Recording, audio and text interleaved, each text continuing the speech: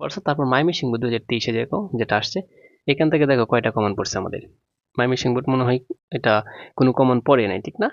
কিন্তু একটা টেকনিক বুঝো, এই যে এটা দেখো, দেয়ার ইজ, এই যে সাহায্যকারী ভার্ব আছে, প্রথম দেখবা শর্টকাটই কমন পড়ছে কিনা, না থাকলে সাহায্যকারী ভার্ব গুলো যেগুলো আছে, ইজ আছে ইজ বসাও, ইজ বসাইলা, নো আছে এই যে নো, নট বসানোর দরকার নেই। আর দেয়ার এর সাবজেক্ট দেয়ার, তাহলে ইজ দেয়ার, উত্তর হচ্ছে কি ইজ দেয়ার।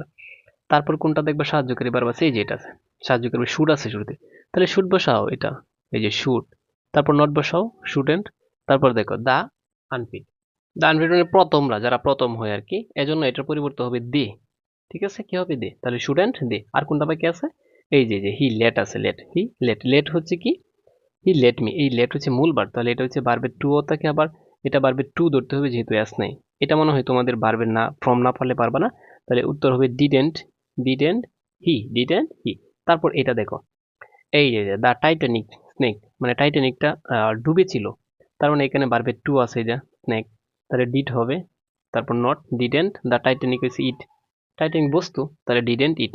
তারপর দেখো দা ফাদার, এটা বুঝার তোমাদের দরকার, দা ফাদার দা মাদার শুরুতে যদি পাও এটার পরিবর্তে ইট হয় মূলত, আর রোজ হচ্ছে ভার্বের টু, তাহলে এই যে ডিড, তারপর নট বসাও, ডিডেন্ট ইট। এটা মোটামুটি একটু কঠিন, বেশি প্র্যাকটিস করতে হবে তোমাকে।